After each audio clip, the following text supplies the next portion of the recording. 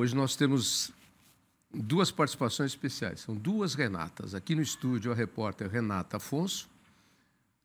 Oi, Renata. Oi, Tavinho. Bom dia. Tudo bom? Tudo. Obrigada mais uma vez pelo espaço. Imagina. E lá no meu telão, a professora, doutora e PhD em fruticultura pela Unesp, a Renata Aparecida de Andrade. Oi, Renata. Bom dia. Olá, bom dia. São duas Renatas, que o americano, como não consegue falar o T no meio da palavra, chamaria as duas Renatas. Renata 1, Renata 2. O americano fala assim. Prazer ter vocês duas aqui para a gente falar um pouquinho. Vocês lembram, gente, que no final do ano a Renata trouxe para a gente aquela série Tem Fruta, Tem Festa, falando sobre várias frutas aí, sobre a fruticultura no Brasil, e sempre com a consultoria e participação especial da doutora Renata. E fez um sucesso danado aquela série, viu, doutora Renata? Inclusive... eu fico muito feliz. Os fruticultores... A Renata Afonso estava com uma audiência, Renata, que era assim, ela não terminava de sair do estúdio quando apresentava, o WhatsApp dela já estava bombando. Todos aqueles produtores acompanharam todas as séries e convidaram todos os seus amigos. Foi muito legal e eu agradeço a sua participação aqui. E ainda continua a repercussão, viu, Renata? Ainda continua a repercussão da nossa série. Renata, ela é boa de alimentar. Que bom. Por aqui também. Ela é boa de alimentar o WhatsApp, Renata. Ela é que nem o Trump, que nem um candidato que apareceu aí, outsider em São Paulo, candidato a prefeito. Esse pessoal que sabe usar bem a internet e tal. Renata Afonso faz isso direitinho. Tá certo ela. Vem cá, você... É importante, né? Uma ferramenta importante hoje. Lá em casa eu tenho alicate, martelo, serrote, chave de fenda. Tem internet também, tô brincando. Escuta, você veio hoje aqui para falar um pouquinho de tendências, e a Renata vai dividir a conversa com você, comigo, mas eu começo te perguntando uma coisa. Não, vou te contar uma coisa. Aquele pé de lixia que eu tenho na praia deu lixia nas minhas férias agora. Tu sabia? Depois de uns 20 anos, o pé de lixia deu lixia. Mas ele não ficou baixinho, porque como a gente vai podando para as árvores subirem, ficou alto e todo mundo que eu mostrei falou, eu nunca vi um pé de lixia desse tamanho. Ficou alto, tem quase uns 18 metros de altura, 15 metros de altura, pelo menos. E as lixias ficaram lá em cima. Eu pegava as que caíam, porque as maritaquinhas passavam em casa todo dia, às 11 horas da manhã, 11h15, para fazer a sua refeição, o seu almoço. Iam lá no pé de lixia e comiam as lixias. Elas gostam de lixia. E deu lixia, depois de 20 anos. Aí ficou todo mundo, eu quero uma muda desse pé. Impressionante. Só que eu acho que por ser uma muda feita a partir de semente, demorou tanto tempo para dar, né? As mudas que você compra aí, que são cultivadas, elas dão aí no máximo em 4, 5 anos, segundo eu estou sabendo aí. Bom, mas a gente apresentou algumas frutas conhecidas aqui, e você veio hoje aqui para falar sobre tendências da fruticultura brasileira. Eu jogo o tema para você e aí a gente continua a conversa. Quais são essas tendências da fruticultura brasileira? Que a gente tem as nossas frutas e tem as frutas exóticas, que vieram de fora, e muita gente acha que banana é daqui, não é daqui. Acha que manga é daqui, tem tanto aqui, não é daqui. Acha que laranja é daqui e também não é daqui. Daqui é a pitanga, jabuticaba, caju, goiaba. Mas vamos lá. Quais seriam essas tendências para a fruticultura brasileira para a gente fazer um briefing de entrada? Então, na verdade, esse conceito, né, de fruta exótica, ele pode ser aplicado de duas maneiras. Ou a fruta que não é nativa do Brasil, ou aquela fruta que ela tem algum aspecto diferente, seja na aparência, o sabor, a estrutura da planta, e aí ela tem um consumo menor, a produção também é menor, né, as áreas produtivas, e aí ela também passa a ser considerada como uma frutífera exótica. Bom, eu citei aqui, algumas, Renato, eu citei algumas que são conhecidas, e todas têm aparência normal, porque todo mundo conhece. Me dá dois exemplos dessas que seriam exóticas por conta da aparência delas. A gente tem várias. Para você ter ideia, tá, aqui no campus da Unesp, a gente tem mais de 600 espécies de frutas.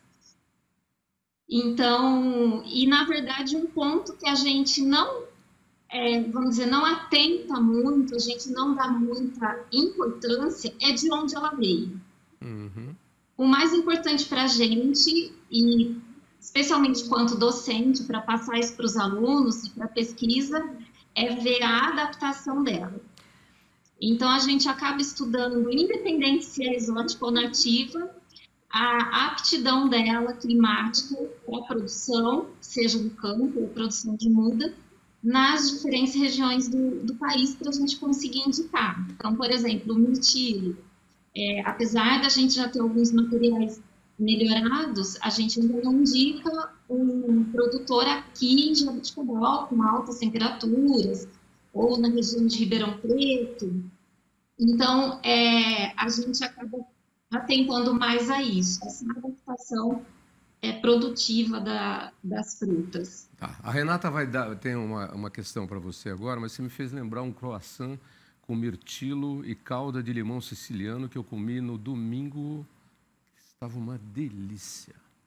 Eu não trouxe para você, Renata. Daqui a pouco eu vou querer a listinha. Não, Renata, mas... Só uma coisinha. Olha que engraçado o que você falou. Interessante. Engraçado não, interessante. A gente fala engraçado, é interessante. Quer dizer que a gente tem nativas exóticas e exóticas nativas. Olha que interessante isso. Né? Sim. Sim. Renata. Renato, eu queria te perguntar que ano passado a gente conversando, você disse que achou a série interessante, principalmente para mostrar para os seus alunos que a agricultura familiar às vezes não chama tanta atenção dos alunos, eles às vezes não se atentam à importância dessa agricultura familiar para o mercado. Como é que foi essa reação? Como é que você vai trabalhar essa questão de mostrar essa importância? A mesma coisa a gente fala quando é uma TV regional. Às vezes o jornalista não quer uma TV regional, mas não sabe a força que tem o jornalismo regional de audiência. Eu queria que você falasse disso. Como é que você está trabalhando essa questão das frutas, de levar as frutas, mostrar a importância da agricultura familiar e das frutas para o agronegócio brasileiro, né? Exatamente. Eu falo que é um trabalho de formiguinha, né? Cada semestre que eu ministro aula, eu tento mostrar para os alunos a importância que o agro não é feito só de milho, soja e commodities. As frutas também geram bastante divisas, né, para a nossa balança comercial. E a gente tem, infelizmente, a procura da maioria dos alunos. Quando fala em fruticultura, eles pensam na laranja, porque tem grandes extensões cultivadas e bastante difundida.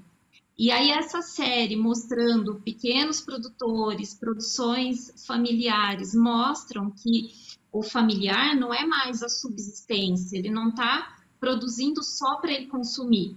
Então, eu sempre levo os alunos a visitas em produtores aqui da região, né, pela disponibilidade, e eu vou mostrar a série de reportagens, eu vou colocar alguns trabalhos agregados a isso, para eles pesquisarem onde tem mais produtores, tentar buscar alguns dados econômicos, para tentar trazer cada vez mais essa moçada para a fruticultura.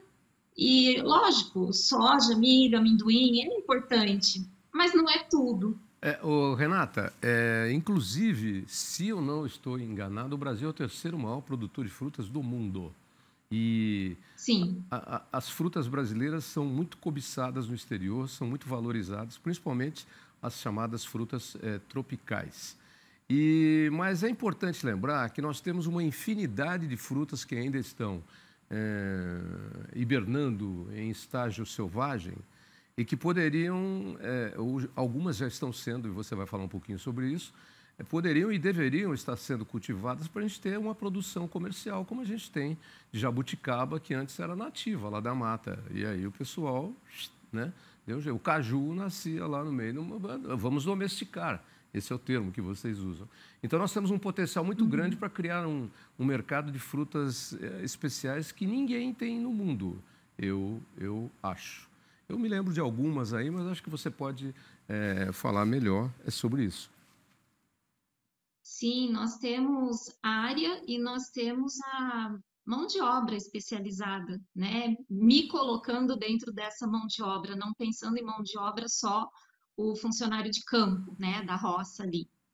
E o grande problema é que a gente tem esse potencial, mas a fruticultura ela é demorada.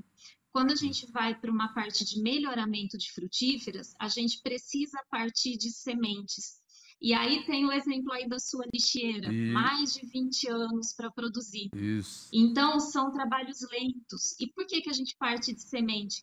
Porque a gente precisa ter plantas diferentes, a quantidade maior possível de plantas diferentes no campo, para a gente conseguir selecionar. Ah, essa tem o fruto mais bonito, de acordo com o que o consumidor gosta.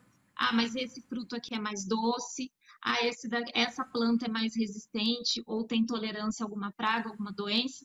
Então, o trabalho de melhoramento, que ele é básico e essencial para a gente colocar cultivares e variedades no mercado, ele é um trabalho muito lento. Olha, isso que a Muito isso lento. que a Renata está falando, Renata, é importantíssimo, porque eu vou dar o exemplo aqui vivo, né? A lixia estava uma fortuna. Você não trouxe lixia para mim, né? Aqui, Você né? também não. Eu não, lógico. Amor com amor se paga. Ué. Você não me trouxe, eu também não trouxe para você. O pai dela comeu a lixia. Ah, você vai fazer média com o pai dela, né? Comigo não. Não, ele tem lá do Ah, vizinho. ele tem. Tá bom, tá bom. Eu vou trazer uma... Você está aqui amanhã? Tô. Eu vou trazer uma para você, porque o que eu quero dizer para você, isso que a Renata disse, a nossa pesquisadora aqui, é importantíssimo, porque, primeiro, as minhas lixias, elas deram maiores, elas deram desse tamanho. As que você tinha nas caixinhas do supermercado eram pequenininhas, estavam custando uma fortuna, entre 15 e 18 reais uma caixinha. As minhas eram maiores, mais doces e com maior durabilidade que eu tenho na geladeira. Eu já voltei faz 2 semanas de férias. Tem lixia lá que eu já colhi faz 1 mês, está na geladeira de casa, estamos comendo lixia até agora. Você vê que é a mesma fruta, da mesma espécie, né? Mas nem todas são iguais. Mas tem uma coisa também, Renata, essa questão, que é uma questão da logística também. O produtor tem que colher antes para poder chegar nos grandes centros, né? Mas ele colhe fisiologicamente madura. Então, a casca pode estar um pouquinho verde, mas o fruto ele já atingiu o seu tamanho máximo e depois ele só vai ter alguma alteração na coloração. Isso para espécies de frutas que permitem, né, que o amadurecimento aconteça, continue acontecendo depois de colhidas. A gente tem algumas frutas que isso não acontece. Laranja, por exemplo, não acontece. Lixia acontece. E aí isso propicia para a gente, manga também é um exemplo clássico, ela é colhida mais verde, só que quando a gente fala colher o fruto verde, a gente está falando com a casca verde, mas ele já está fisiologicamente maduro, não em ponto de consumo. Ele vai terminar essa maturação nesse caminho, até chegar no mercado consumidor, até chegar lá no outro país para quem a gente exporta. Então tem isso. Essa questão da lixia, do tavinho, né, ser maior e tudo, é relacionado à variabilidade da espécie. Então, se alguém coletar um fruto dela e fizer uma nova planta por semente, não necessariamente terá a mesma característica. Exatamente. Mas, se fizer muda por alporque nessa planta do tavinho, essa característica de doce, de tamanho de fruto e tudo, ela vai se propagar. E uma outra coisa que o Tavinho comentou da altura da planta, né? Plantas que são obtidas por semente, elas têm uma rusticidade maior e elas têm uma tendência a ter um crescimento maior também. É verdade, está lá em cima, tem 15 metros de altura, porque a gente vai podando as árvores por baixo para você não ficar, tem uma área grande para não ficar sombreado, senão fica tudo úmido muito. Então, as árvores têm que ir para cima, vão para cima. E essa aí a gente foi empurrando ela para cima também, vai para cima, vai para cima. O meu jardineiro lá que falou, isso aí é lixia. Eu falei, não vai dar nunca lixia isso aí. Ele falou, vai, um dia dá. E deu a danada, 20 anos depois. Davi, a gente consegue mostrar que a sua fala lá, a minha pergunta sobre a uva passa fez sucesso também. Tiveram produtores que brincaram comigo sobre isso, né? Tem a fala aí? A gente consegue mostrar? Vamos mostrar então. Vamos rever aqui a fala da Renata. Tem tanta polêmica assim, porque tem gente que odeia isso, né? Mas acho que é mais a questão do costume do fruto in natura. Então, o aspecto acaba causando um pouco de rejeição, por ela estar enrugada, pequenininha, mas é extremamente saborosa. Você gosta? Não. Você gosta? Não. Não, mas ela foi perfeita. Não. Ela deu todas as informações, ela só não esperava que eu fosse perguntar. E eu ali já querendo a resposta. Você sabe como é que chama isso aí? Resposta estilo Silmar César Miller. Não, não gosto. Ponto. Seu Marco é curto e grosso. Ué, eu tenho que estimular o consumo, porque de fato ela é saborosa, mas para o meu paladar não, então eu não gosto. Tá certo. Sinceridade não mata. Pode não agradar os outros, mas não mata. Eu também sou muito sincero. Às vezes eu falo algumas coisas. Eu tô sendo sincero, desculpa, eu não gosto. Não gostei, não achei bonito. Mas a gente gravando lá no Mercado Municipal, a gente percebeu isso, a questão do paladar, né? Assim, como a gente tem uma variedade enorme de frutas, mas também para uma variedade enorme de paladar, o que não é fácil também para o produtor conquistar todo mundo, né? Atender todo mundo ali, né? Não, é muito complicado. Além dessa questão do paladar, o produtor, eu sempre falo que ele é o elo mais frágil da cadeia. Ah, mas eu conheço um produtor que é milionário. Ótimo, parabéns para ele. Fruto, literalmente, do trabalho dele. Mas por que eu falo que é o elo mais frágil? A produção está no campo, a renda dele está ali vulnerável. Então, der uma chuva de granizo, uma seca fora de época, tudo isso altera a produção. Muitas vezes o produtor perde mais da metade, perde tudo, ou consegue tirar um pouquinho só, e aí vai para o mercado, o que acontece? Nossa, como esse fruto está caro, o produtor está fora da realidade. Mas não, né? Ele só está tentando sobreviver, porque para a gente ter o fruto bonitinho para consumir, tem todo um bastidor que a Renata pôde ver indo, né, nos produtores, com os cuidados, os tratos culturais. Então, tem que ter o valor agregado mesmo, né? O mínimo. Aqui, ó. Ô, Renata, ô, Tuyo, fecha aqui, ó. Eu tenho uma foto aqui na minha lixia. Aqui. Claro que eu vou ficar parado. Eu vou ficar andando. Eu vou ficar parado aqui. Eu tenho uma foto aqui de uma das minhas lixias, que é... Olha que coisa linda. Muita gente achou que era uma amora ou uma framboesa. Olha aí, que coisa linda. É ela. Doce, doce, doce, grande, grande, grande. E eu comia madura, porque... Linda mesmo. É linda mesmo, né? Ô, Renata, você falando... A gente, na série, o que eu acabei percebendo, eles falaram muito da mão de obra, né? É familiar, então acaba muito parente trabalhando. Você trabalha isso também na universidade com os alunos, essa questão da falta de mão de obra? Porque alguns produtores, eles me falam que eles preferem não contratar porque a pessoa não vai ter o cuidado com o que a fruta precisa. Então, precisa ser uma pessoa que tenha paciência para colher a fruta ou que para fazer o manejo correto. Como é que você tem visto isso no mercado, a falta de mão de obra especializada? Peraí, antes da sua resposta, Renata, eu coloco só um parênteses aí. Eu acho que tem falta de mão de obra no mercado, sim. E tem gente que vai cair no mercado de trabalho e vai cair para fazer coisa que não gosta. E aí faz mal feito, como a gente disse. Então, eu sou do seguinte princípio: faça, tudo bem, se você precisa trabalhar, trabalhe direito, corretamente, mesmo que seja uma coisa que você não esteja de acordo com aquilo, não seja a sua preferência, pelo menos até você arrumar. É uma coisa que está dentro do seu padrão, daquilo que você gosta. Eu defendo isso. Se você vai fazer, faz direito. Não é porque você vai fazer, é que você vai fazer de qualquer jeito. Mas tem gente muito qualificada, mão de obra, que sabe como trabalhar bem uma fruta também. Eu acho que a Renata pode explicar essas duas coisas. Sim, concordo com você, Tavinho. E a gente está tendo no campo uma diminuição bastante grande da mão de obra, de pessoas disponíveis para ir lá e trabalhar e ficar no sol e não ficar mexendo no celular durante um período de trabalho. Boa, boa. Gostei desse puxão de orelha, porque tá cheio de gente aqui que fica fazendo a sua função e fica lá no celular. Aí eu falo, muda a internet para mim, ele tá lá no celular, muda a internet para mim. Aí ele muda. É tudo igual. Continua. Então, pois é. E aí isso complica. A gente está tendo menos pessoas e aí danifica o fruto, danifica a planta.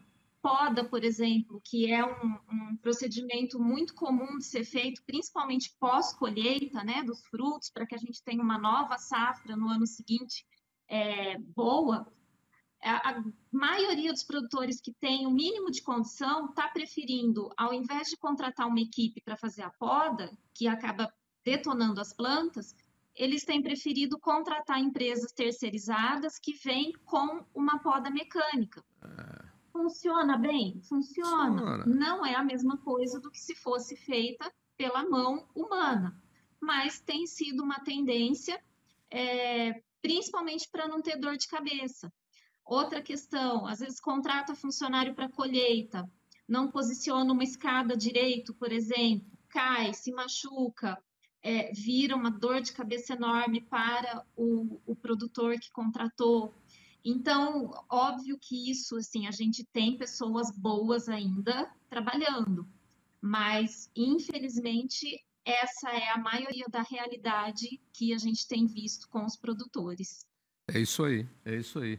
E eu aproveito aí a sua passagem por aqui, você como grande pesquisadora que é, e todos os pesquisadores do Brasil, para usar o meu amigo Chico Graziano aqui no Poder 360, que ele escreve todas as terças-feiras, e hoje ele está escrevendo: a Embrapa está em crise, grave crise, e a Embrapa pede socorro. Por quê? Diz o Chico aqui: a nossa Embrapa terminou 2024 devendo 200 milhões de reais na praça. Bateu o fundo do poço. O orçamento da Embrapa, estou lendo o Chico Graziano aqui, começou a declinar em 2014, no segundo governo Dilma, e de lá para cá caiu continuamente, conforme pode-se observar no infográfico que tem aqui abaixo, de 2014 até 2024. Despenca. Simplesmente despenca porque todo mundo deixou de botar dinheiro na pesquisa na Embrapa. Você, como pesquisadora de uma instituição estadual, sabe muito bem disso, né? É verdade isso, e é lamentável que isso esteja acontecendo no Brasil. Exatamente. Eu vou falar uma coisa aqui que talvez muitos não gostem, mas a minha sinceridade não me permite fazer média. Parece cada vez mais que estão querendo menos coisas boas para o Brasil. Talvez para ficar mais dependente de um governo. Quando eu falo um governo, estou falando geral, para ficar mais dependente de transações que possam beneficiar a poucos, né? Então, é aquela coisa, para que eu quero gente inteligente no meu país? Para me tirar? Então, é bem complicado. E aí a gente vê uma declaração polêmica, se tá caro, não compra. Acho que não é por aí, né? Precisamos, sim, temos muito para melhorar, temos muitas áreas para produzir, muita gente interessada, mas cadê o apoio? Renata, e a gente Viu? sabe que a Só pesquisa... para completar, se está caro não compra, o imposto também está caro. E estão querendo aumentar mais ainda. Exatamente. Isso, né?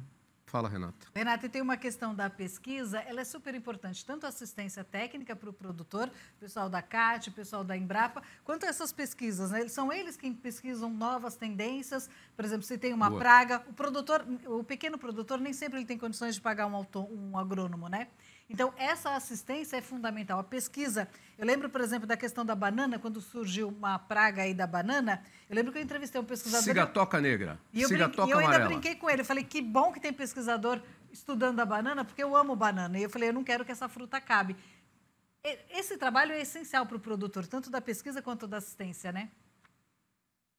Essencial. A gente tem alguns profissionais que querem cobrar essa assistência do produtor. Alguns até usam do artifício de estar em posse de informações e em instituições públicas e querem cobrar aquilo. Mas a gente tem sim que prestar de uma forma gratuita, nós da parte pública, né, ao produtor, dar esse retorno a ele. E muito do que a gente tem aí é resultado da pesquisa. A gente precisa saber como controlar uma praga, como controlar aquela doença, para que tenha fruto, para que possa vender e a gente não precisar importar, porque as pessoas vão continuar comendo, Isso né? aí. Parar de comer ninguém vai. É isso aí. Então, tem um exemplo da goiaba, a goiaba que é mais plantada, mais vendida, mais exportada, que é da variedade Paluma, ela foi obtida aqui na Unesp, desculpa, pelo finado professor Fernando Mendes Pereira. Inclusive, o nome Paluma é a junção das iniciais das 3 filhas dele. Que legal. E então nós temos aí, foi uma carreira, mais de 25 anos aí trabalhando no melhoramento para chegar nessa variedade. Então, a pesquisa e a assistência, elas são fundamentais. Muito legal, Renata, doutora Renata. Parabéns aí pelas suas palavras, por tudo que você disse, porque eu assino embaixo tudinho que você falou, tudinho. A pesquisa é a alma. Você disse que muitas das coisas vieram do trabalho da pesquisa. Eu diria para você que todas as coisas vieram do trabalho da pesquisa, da escolaridade, do estudo, da inteligência trabalhada e melhorada e incentivada também através da remuneração, porque isso também é importante. O dia que enxergarmos assim, teremos coisas diferentes acontecendo por todos os cantos. Parabéns aí pelas suas palavras. E eu defendo vocês com unhas e dentes. Vocês, pesquisadores, vocês, produtores, sempre, sempre, sempre. Com unhas e dentes. Vocês são abnegados, não largam a mão do osso e, às vezes, está lá no 8º, 7º ano de pesquisa, aí vem alguém lá, esse instituto aí está pegando muito dinheiro, esse técnico aí está com muita verba, vamos cortar. É uma rasteira. Os seus 7 anos de pesquisa vão por água abaixo, ou ladeira abaixo, como você pensar, e você tem que recomeçar tudo de novo. Ô, cidadão, vai aqui, ó. Você que corta a pesquisa dizendo, está recebendo muito, você vai ter que gastar o dobro depois, porque ela vai ter que começar do zero. É dinheiro jogado fora, que você jogou fora, porque cortou a verba. Tá bom, Renata? Muito obrigado aí pela participação. E um outro ponto que acontece bastante, Tavinho, infelizmente, para a Rê também, né? Uma realidade da gente que trabalha no campo, especialmente com fruta, que é tão atrativa para as pessoas. Às vezes você está lá num experimento, num trabalho, numa pesquisa de alguns meses ou alguns anos, e você vai num dia, está tudo bonitinho, no dia seguinte passou alguém lá e roubou todas as frutas, toda a sua pesquisa vai por água abaixo. Aí tem que, desculpa, eu sei que é politicamente incorreto, mas tem que voltar para a escola bem antigamente lá e tem que tomar umas palmadinhas, né? Eu sei que é politicamente incorreto hoje em dia, mas tem que dar uma palmatória, porque isso não se faz, né, Renata? Aquela mania de achar de que está do lado de fora é do outro, né? Tá bom. Muito obrigado, Renata. Obrigada, Renata, mais uma vez pela participação e pela ajuda, viu? Deixa seu endereço de internet. Obrigada. Deixa seu endereço de internet. Eu vou deixar o meu arroba, é o @doutora das frutas. Aê. A gente foi parar lá no Doutora das Frutas várias vezes. Eu conheci vários doutores. A Doutora das Frutas eu estou conhecendo agora. Muito bom, Doutora das Frutas. Adorei, Renata. Tá vendo? A Renata só traz uma coisa boa para você. Renascidas. E eu vou trazer... Assista amanhã, que eu vou trazer lixia para ela. Da minha lixia, eu vou trazer para você. Porque você é ingrata, Renata. Até rimou. Ingrata Renata. Eu fiz pitaia ontem, matéria de pitaia, que eu não, a matéria era outra coisa, né? Então traz uma pitaia para eu fazer uma caipirinha. A pitaia é uma fruta exótica. Pitaia é colombiana. É mexicana. Mexicana? É. Mexicana. Eu sabia que era das Américas. Aí. Eu desci um pouco. E a gente comeu lá no produtor. Deliciosa. Oi, Malu. Estourei, né? Tudo. A Malu mandou encerrar. Malu então é minha encerrar. diretora ali. Falou que eu vou. Quem vai entrar na palmatória hoje sou eu. Eu não tenho nada a ver com isso, eu sou convidada. Hoje eu vou entrar na varinha de bambu ou na varinha de marmelo. Não sei qual das duas. Tchau, Renato. Desculpa obrigado. Aí, é que eu falo mesmo. Tchau, gente. Tchau, Renata. Obrigada. Genial, ela. Obrigado por trazer essa figura tão simpática aqui para o nosso universo. Obrigada a você mesmo uma vez aqui pela ela já está no nosso universo. Nós apresentamos ela para o nosso universo televisivo. Foi um achado ali, ó, xeretando, querendo achar uma pesquisadora. Achado. É a doutora das frutas. Exatamente, ficou perfeita com a matéria. Tchau, Renata. Tchau, Tavinho, obrigada. Te trago lixia amanhã, tá? Combinado. Do meu pé. Demorou Combinado. 20 anos para cultivar, tá? Tchau. Tchau.